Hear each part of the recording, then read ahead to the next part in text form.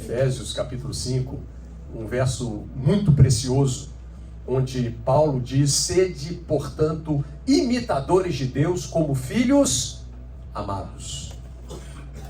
Quando nós carregamos essa revelação que nós somos amados por Deus, brota dentro de nós um desejo de sermos imitadores dele. Já perceberam? Nós sempre queremos imitar aquelas pessoas que nós consideramos, não é, que nós somos amados por ela. E a Bíblia diz que Deus não nos deu o espírito de escravidão para vivermos em medo, mas Ele nos deu o espírito de adoção, que clama Abba Pai, que clama Papaizinho. É interessante que uma das palavras talvez mais interessantes, né, de toda a Escritura Sagrada, principalmente falando aqui no Novo Testamento, é a palavra Abba, né, que é uma palavra muito familiar para pai. E nós precisamos ver Deus dessa maneira, como um pai amoroso. Que Deus possa guardar o meu coração e o seu coração de vermos a Deus como um Deus duro, um Deus simplesmente exigente, não é? Cobrador simplesmente por uma questão de inflexibilidade. Deus realmente, Ele não é assim. E por isso nós precisamos conhecer a Deus através da sua palavra e também através do seu Espírito. É interessante como que na revelação bíblica é fundamental que essas duas coisas caminhem juntas, né? A palavra e o Espírito. Jesus disse assim: as palavras que eu vos tenho dito, elas são Espírito e elas são vida. Agora, se você separa o Espírito da palavra, é interessante. A Bíblia diz que a letra mata, mas o Espírito dá vida. Então não é porque alguém está falando o que está escrito na Bíblia que isto é o Evangelho. Entende?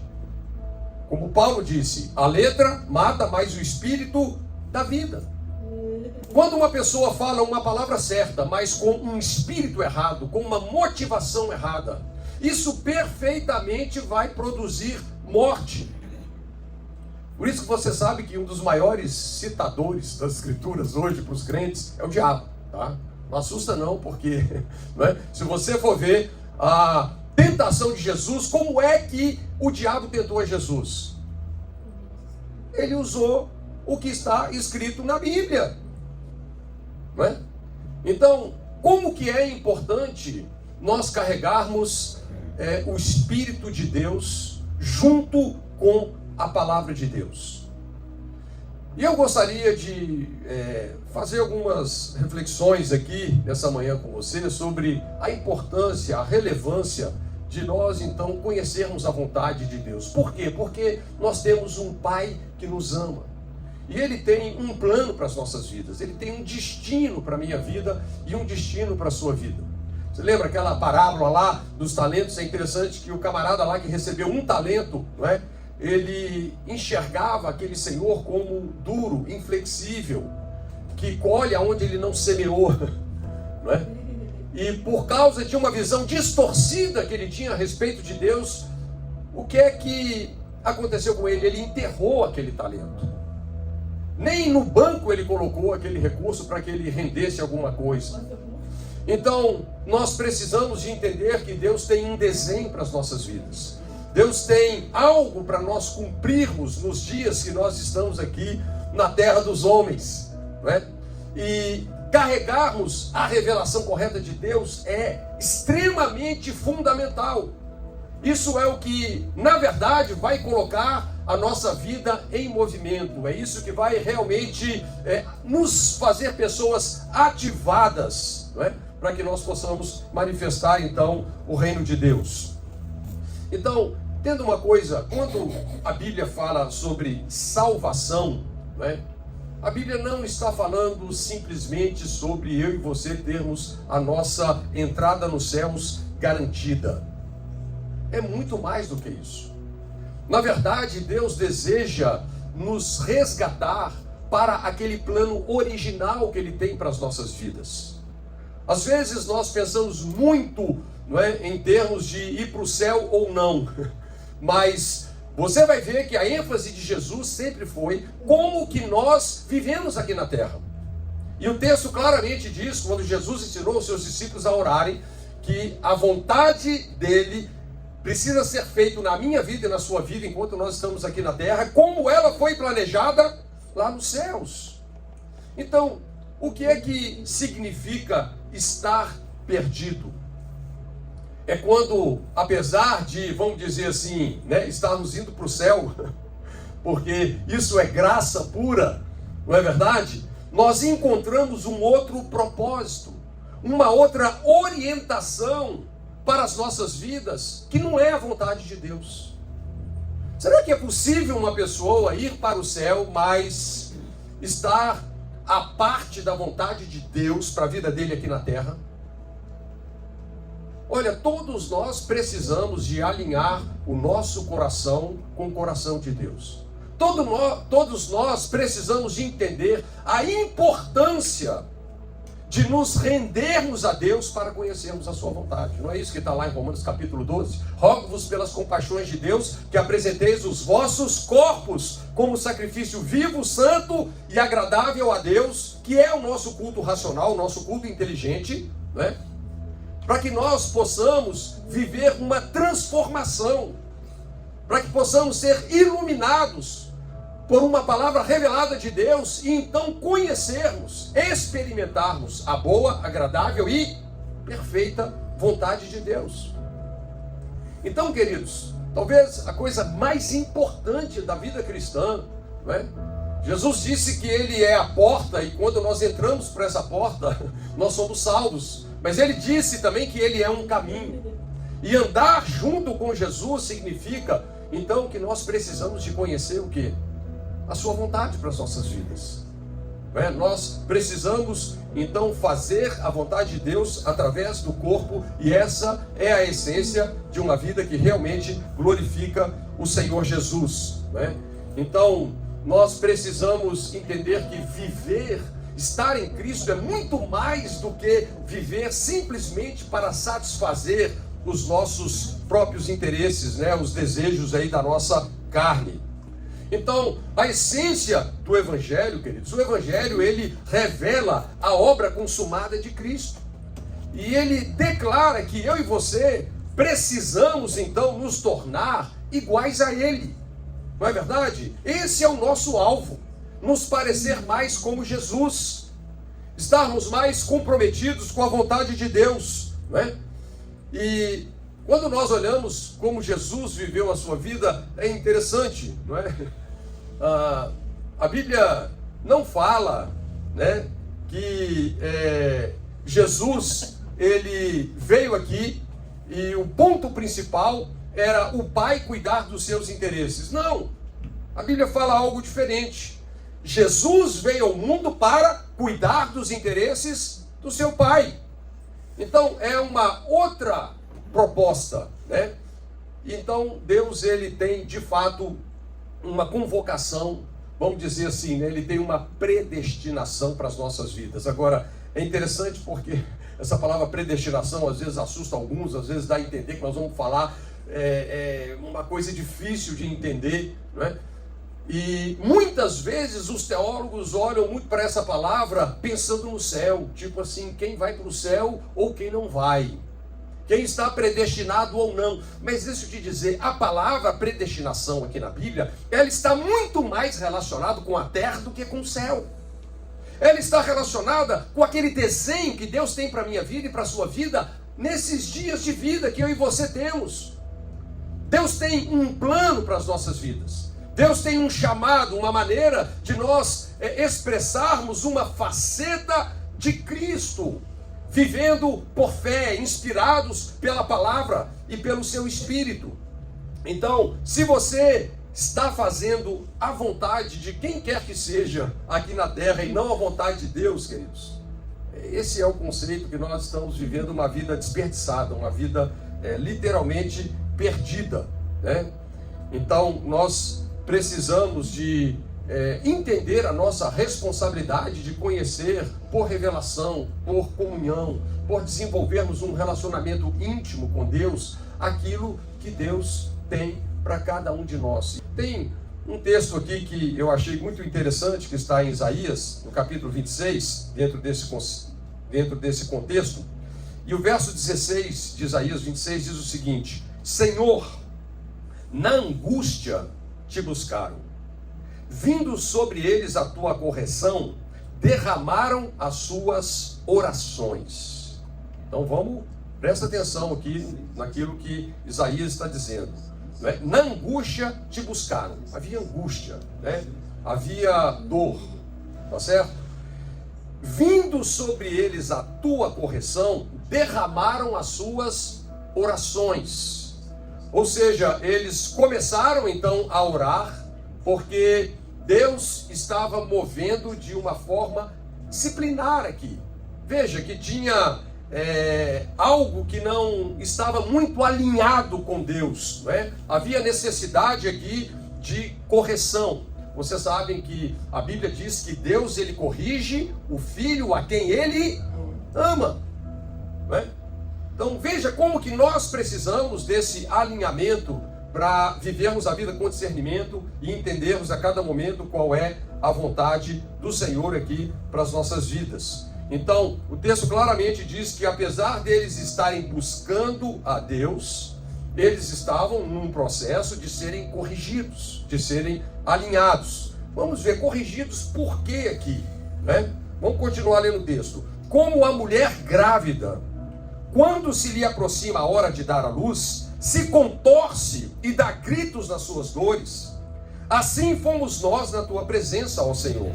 Concebemos nós e nos contorcemos em dores de parto, mas o que demos à luz foi vento. Não trouxemos à terra livramento algum, e não nasceram moradores no mundo.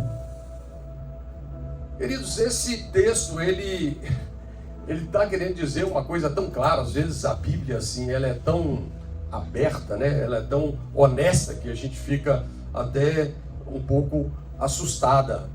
Quando nós lemos esse texto, a gente percebe o seguinte: parece que estava tudo indo muito bem para que uma criança nascesse, né? Para que uma vida fosse gerada. Aparentemente era o que aqui? Dores de parto, né? O ventre estava dilatado. Mas nós percebemos então, lendo esses versos, que havia algo muito errado. Isaías está dizendo aqui: não trouxemos à luz livramento algum, o que demos à luz foi vento. É interessante, parecia dor de parto, mas no fundo era uma cólica intestinal, né? Era literalmente dor de barriga. Quando a Bíblia fala que produziu vento, a Bíblia está falando de gases, né? Era um outro tipo de dor, que estava, vamos dizer, né, a barriga estava inchada, não porque verdadeiramente houve concepção. E é por isso que eu estava dizendo para vocês como que é interessante a importância da palavra e do Espírito andarem juntos. Porque é aí que existe concepção, onde a palavra e o Espírito se encontram. Aí existe concepção. Então, nós estamos vendo aqui, descrito por Isaías, uma mulher com o ventre dilatado. Pode ser que ela comeu alguma comida estragada, não sei, né? O que foi. Mas Isaías fala claramente que era uma falsa gravidez, né? Eram cólicas intestinais. E, queridos, nós precisamos realmente entender a diferença quando nós estamos sofrendo dentro de algo que Deus está gerando, ou quando nós estamos sofrendo porque nós estamos à parte daquilo que Ele tem para as nossas vidas. É simplesmente, sei lá, né, o nosso esforço em salvar a nossa própria vida. Mas são realidades muito diferentes. Quando nós olhamos para Jesus lá naquele jardim, o jardim do Getsemane, né, nós vamos ver Jesus sofrendo num nível que a Bíblia diz que ele suou grandes gotas de sangue. Ele estava na prensa de Deus, literalmente. Mas ele estava para dar à luz, né, uma salvação que iria abrir um novo e vivo caminho para o Pai, para toda a humanidade. Mas, queridos, nós podemos viver a vida no esforço próprio, às vezes passando apertos, dores de todas as maneiras, exatamente porque nós estamos ignorando a vontade de Deus para as nossas vidas. Deixa eu te falar, não existe nada mais importante para você hoje. Se você teve uma experiência de conhecer a Jesus como seu Senhor pessoal, como Salvador da sua vida, não existe nada mais importante do que você conhecer a vontade de Deus para a sua vida. Isso é muito mais importante até do que você acessar o poder de Deus. Veja ali no Getsemane, Jesus, ele precisou abrir mão de todo o poder que ele tinha para fazer a vontade de Deus. Foi ou não foi? Falou, eu podia reivindicar agora 12 legiões de anjos. Mas ele abriu mão de todo o poder. Porque ele estava focado em fazer a vontade. E eu vou te dizer, não existe nada, sabe, que vai trazer maior realização, direção segura, sabe, do que nós entendermos aquilo que Deus tem para as nossas vidas. Então, muitas vezes, se nós não estamos vivendo com esse tipo de discernimento na hora de cumprir o propósito, não se materializa a virtude. Nós podemos simplesmente viver a vida espiritualizando a nossa cobiça, espiritualizando a nossa vaidade. Uma vida sem discernimento. Veja, queridos, aqui a gente vê, né, Isaías está falando sobre pessoas que estavam orando, pessoas que estavam buscando a Deus. Olha, orar é fundamental, mas pode significar muito pouco se você realmente não tem um coração determinado a se render a Deus, a fazer o que Ele realmente tem para a sua vida. Agora, é importante a oração e nós deveríamos olhar para a oração desta maneira. Porque a oração é o primeiro passo para você alinhar o seu coração com o coração de Deus. Mas eu vou te dizer, talvez eu e você, vou falar mais por mim, às vezes a gente ora muito, mas se entrega pouco. Eu vou dizer, o que dá significado realmente para as nossas vidas é a nossa entrega. Sabe, olha, a gente pode pregar bem, cantar bem, fazer um monte de coisa bem, mas enquanto nós não nos tornamos um sacrifício vivo para Deus, olha, nós não vamos entender qual é o desenho que Ele tem para as nossas vidas, e nós vamos, às vezes, viver com muitas dores de barriga, sabe? Mas Deus tem um caminho para mim e para você, e nós precisamos discernir o que Ele tem. A Bíblia diz que a glória de Deus é esconder as coisas, está escrito lá em Provérbios, e a nossa glória é desvendá-las. E foi exatamente por essa razão que Deus nos deu o Espírito Santo. É o que está escrito lá em 1 Coríntios capítulo 2. Deus não nos deu o Espírito do mundo, mas nos deu o seu Espírito para que através dele pudéssemos conhecer todas as coisas pelas quais Jesus fez gratuitamente por nós. E isso passa a fazer toda diferença. Para vocês entenderem aqui o que eu estou falando, né? Só para exemplificar, eu gostaria que você pensasse no moinho. Todo mundo sabe o que é um moinho, já viu, né? E o ventilador, o moinho e o ventilador. O ventilador, ele pega uma energia útil e ele transforma em vento. Enquanto o moinho, ele pega o vento e transforma em uma energia útil. Então, enquanto o ventilador consome a energia de trabalho para produzir vento, o moinho, ele faz exatamente o contrário. Agora, se a gente parar para pensar, falando de nós aqui como igreja, queridos, a igreja, ela não foi chamada para produzir vento. Ela não foi chamada para dar movimento ao Espírito de Deus. Não. Sabe, quando nós fazemos as coisas na nossa força, com a nossa iniciativa, né, sem sermos movidos pelo Espírito, é mais ou menos isso que começa a acontecer, né? Então, aqui às vezes vem muito uma forçação de barra para a gente fazer as coisas de Deus. Mas é interessante que Jesus, ele fala lá para Nicodemos, não é? Que o Espírito de Deus, ele sopra aonde quer. Ouve-se a sua voz, não sabe de onde vem nem para onde vai, assim é todo aquele que é nascido de Deus. Então o Espírito de Deus, ele sopra onde quer, ele sopra em quem quer, ele sopra quando ele quer. Então o Espírito não é para me dar o que eu quero, para mim me sentir, sei lá, uma pessoa enaltecida, né, com aquilo que ele está fazendo. O Espírito de Deus, queridos, ele deseja nos desafiar mais do que nos desafiar. Ele deseja nos transformar. Ele deseja nos alinhar com a vontade de Deus. Ele deseja me fortalecer e me capacitar para fazer coisas que eu jamais imaginaria que eu por mim mesmo poderia fazer. Quando nós pensamos sobre a missão que Deus tem para as nossas vidas, você vai ver uma coisa: Deus sempre te impele a fazer coisas que você não tem recursos para fazer, você não tem habilidade para fazer. Não é? Porque senão nós nem precisaríamos do Espírito Santo para fazer aquilo que nós estamos fazendo. Já pararam para pensar nisso? Olha, irmãos, sinceramente, nós não precisamos do Espírito Santo para fazer uma reunião muito bem planejada. Não estou dizendo que é errado planejar, não, porque a Bíblia diz que o homem faz planos, mas a resposta certa vem da boca do Senhor. Mas, queridos, quando tem aquele irmão difícil, que tem o dom, às vezes, de trabalhar tudo, para você amar esse irmão, você precisa do Espírito Santo. Tem coisas que você, sabe, que sai do seu limite, que sai do meu limite, né? E às vezes, muitas vezes, o irmão difícil sou eu. Pode ser você também em algumas situações. Mas, queridos, o fato, sabe, é que nós precisamos entender a prioridade do Espírito de Deus colocar a nossa vida em movimento, e não o contrário.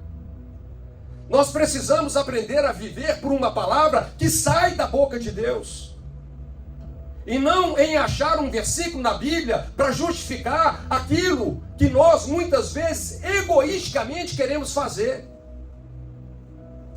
Queridos, uma das coisas mais perigosas que frequentemente acontecem entre os crentes é o cara achar um texto para justificar a sua carnalidade,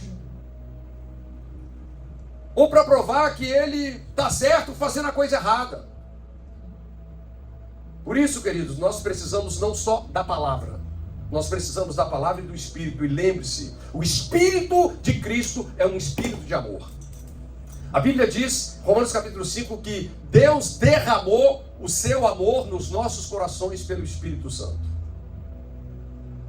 E quando a gente não percebe esse fio do amor de Deus, é uma coisa realmente complicada. Nós vemos que Isaías estava falando aqui qual era o objetivo, né? E é a missão da igreja: gerar moradores do mundo, gerar realidade espiritual. Sabe o que eu estou dizendo, queridos? Que nós podemos viver a vida cristã fazendo muita força. Jesus foi um homem de dores. A Bíblia diz em Hebreus que Jesus aprendeu a obediência por aquilo que ele sofreu. E talvez essa seja uma das maiores reflexões. Olha, eu tenho certeza, todos nós aqui, de uma forma ou de outra, nós vivemos processos doloridos na nossa vida. Mas nós estamos sofrendo por quê? Nós estamos sofrendo para quem? Nós estamos sofrendo para qual propósito? A gente precisa realmente fazer essa avaliação, né? Então, o Espírito Santo não é para as pessoas serem aquilo que eu gostaria que elas fossem. Não funciona assim, né? Na verdade, eu e você, né, nós não precisamos de uma família melhor. Nós precisamos nos tornar melhores para a nossa família. Eu e você não precisamos de uma congregação melhor. Nós precisamos nos tornar melhores para essa congregação. Você vai perceber o seguinte: sempre que nós nos alinhamos com a vontade de Deus, isso nasce de um lugar de entrega, como está escrito lá em Romanos capítulo 12. É quando nós aprendemos a oferecer o nosso corpo, a nossa carne, né, como sacrifício vivo, santo e agradável a Deus, como um culto inteligente, consciente, Queridos, eu e você precisamos nos tornar intencionais em fazer a vontade de Deus. Talvez eu e você, vou falar mais por mim, talvez eu precise descobrir na vontade de Deus entregas que eu ainda não fiz e preciso fazer. Uma forma de se render, porque, queridos, essa é a chave. Como Paulo disse, né, não vivo mais eu, mas Cristo vive em mim. Veja, o cristianismo fala de uma vida, não só uma vida transformada, mas fala de uma vida trocada. Não vivo mais eu, mas Cristo vive em mim. E a vida que eu vivo nesse corpo que Adão me deu, eu a vivo pela fé no Filho de Deus que me amou e morreu por mim. Então, queridos, assim, né? O caminho fica estreito, não fica? Quando nós realmente entendermos que cristianismo não é só ir para o céu, sabe? É ser devolvido a um plano original que Deus tem para as nossas vidas, um desenho que Ele tem para as nossas vidas, fazermos a vontade dEle através do corpo, mesmo que o corpo queira impor muitas limitações a mim e a você, mesmo que nós passamos por todo tipo de tentação e sugestão carnal, né, para a gente viver uma vida ensimesmada. Eu quero te dizer que quando você se tornou filho de Deus, quando seu espírito foi recriado, quando você foi para dentro de Cristo, você se tornou uma pessoa perfeitamente habilitada para fazer a vontade de Deus. Tudo que você precisa para fazer a vontade de Deus foi te devolvido pelo Evangelho, e é só uma questão de posicionamento. É só uma questão de escolha. Então, qual é a nossa missão? Para a gente fechar aqui, João capítulo 15. Se permanecerdes em mim, e as minhas palavras permanecerem em vós, pedireis o que quiserdes e vos será feito. Nisto é glorificado meu Pai, em que deis muito fruto, e assim vos tornareis meus discípulos. Qual é a nossa missão como igreja? Ou qual é a nossa missão como discípulos? A nossa missão é produzir fruto. Pensa numa árvore produzindo fruto. Você já viu uma árvore gemendo e dá um fruto? Não! Não acontece assim. Não é pelo esforço da árvore, é pela vida que ela carrega. Por isso que nós não podemos separar a palavra do Espírito. Por isso que nós precisamos conceber, né, da parte de Deus, essa palavra da fé, essa palavra viva, essa palavra que coloca a minha vida e a sua vida em movimento. Deixa eu te dizer, o Espírito Santo está sempre em movimento. Sempre. Ele é o vento. Já viu o vento parado? Ele está sempre em movimento. E ele sopra onde quer. Então, queridos, se o Espírito de Deus moveu, mova-se. Se ele não moveu, fique na sua. Muitos de nós estamos cansados e sobrecarregados porque nós estamos fazendo um monte de coisa que Deus não mandou. Ou nós estamos fazendo um monte de coisas na nossa força para tentar salvar a nossa vida.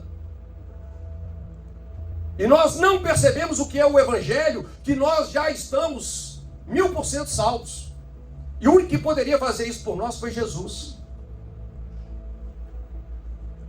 Então, a nossa responsabilidade hoje, queridos, eu sei, talvez você tenha muitas demandas, mas a nossa responsabilidade é entender o que Deus tem para as nossas vidas. A nossa missão aqui é produzir frutos.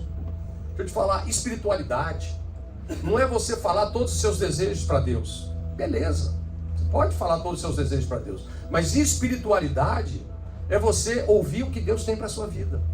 Vamos supor que Jesus, o bolo da preferência máxima dele é um bolo de coco, mas eu e você passamos a vida fazendo um bolo de chocolate para ele. Nós não tivemos nem o cuidado de perguntar qual bolo que ele gosta. E a gente chega lá, né, e tem essa surpresa. Fizemos o bolo errado. Não é simplesmente a nossa força. Não é simplesmente o nosso esforço. Não é o nosso achômetro. Mas é vivermos uma vida com discernimento, entendendo e cumprindo a vontade de Deus. Amém?